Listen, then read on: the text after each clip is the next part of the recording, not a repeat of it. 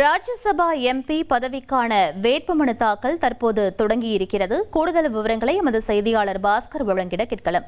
பாஸ்கர், முழு விவரங்கள் என்ன பதிவு பண்ணுங்க.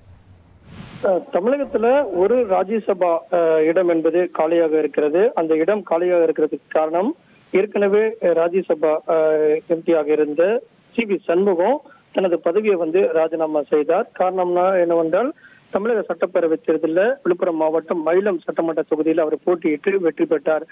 மக்கள் பிரதிநிதித்துவ சட்டத்தின் அடிப்படையில் ஒருவர் 2 பதவிகள் வைத்திருக்க கூடாது. இதன் காரணமாக எம்எல்ஏ பதவியை அவர் ஏற்றுக்கொண்டு ஏற்கனவே இருந்த ராஜ்யசபா எம்பி பதவியை ராஜினாமா செய்தார். இதன் காரணமாக அந்த இடத்துக்கு தேர்தல் நடத்த வேண்டிய சூழ்நிலை உருவாகி இருக்கிறது. அதை அடிப்படையாக கொண்டுதான் இன்று முதல் அந்த இடத்துக்கு வேட்புமனு தாக்கல் என்பது தொடங்கியிருக்கிறது. 8ஆம் தேதி வரை வேட்புமனு தாக்கல் செய்யலாம். 9ஆம் தேதி வேட்புமனுக்களை மீதான பரிசீலனையும் 11ஆம் தேதி வேட்புமனுக்களை திரும்ப பெறுவதற்கான கடைசி நாளாக அறிவிக்கப்பட்டிருக்கிறது. தேர்தல் நடத்த வேண்டிய சூழ்நிலை இருந்தால் அது 18ஆம் தேதி நடைபெறும் என்று தேர்தல் ஆணையத்தால் அட்டவணை என்பது வெளியிடப்பட்டிருக்கிறது. அந்த வகையில பார்க்கும்போது சுயேட்சை வேட்பாளராக தேர்தல் மன்னன் பத்மராஜன் 255வது தடவையாக அவர் தேர்தல் நடத்தும் அதிகாரி தேன்மொழியிடம் சுயேட்சை வேட்பாளராக இந்த ராஜ்யசபா இடத்துக்கு போட்டியிடுவதற்கான மனு தாக்கலை செய்திருக்கிறார். ஆனால் 10 சட்டமன்ற உறுப்பினருடைய முன்மொழிவு இருக்க வேண்டும். அந்த வகையில் பார்க்கும்போது சுயேட்சை வேட்பாளருக்கு சட்டமன்ற உறுப்பினர்கள் முன்மொழியாத காரணத்தின் காரணமாக அவருடைய வேட்புமனு பரிசீலனை போது ஏற்றுக்கொள்ளப்படாது, நிராகரிக்கப்படும்.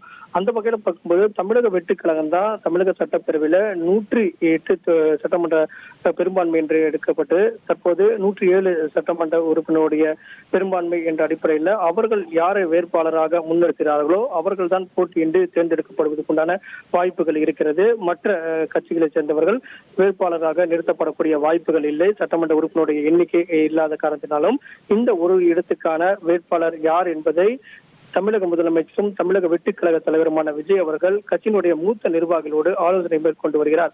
அந்த வகையில கட்சியின் சார்பாக யார் வேட்பாளராக அறிவிக்கப்படுகிறார் என்ற எதிர்பார்ப்பு நிலவி வரக்கூடிய நிலையில இன்று வேட்புமனு தாக்கல் என்பது தொடங்கி இருக்கிறது. 8ஆம் தேதி வேட்புமனுக்களை தாக்கல் செய்வதற்கான கடைசி நாள். அதற்குள்ளாக தமிழக வெற்றிக் கழகத்தின் சார்பாக இந்த இடத்துக்கு யார் வேட்பாளராக அறிவிக்கப்படுகிறார் என்ற எதிர்பார்ப்புக்கு விடை கிடைத்துவிடும். அந்த வகையில ஓரிரு நாட்கள்ல அதற்கான வேட்பாளர் தொடர்பான அறிவிப்பு என்பது தமிழக வெற்றிக் கழகத்தின் சார்பாக வெளியிடப்படக்கூடிய வாய்ப்புகள் இருக்கிறது. அந்த வகையில் தான் இன்று வேட்புமனு தாக்கல் என்பது தொடங்கி இருக்கிறது.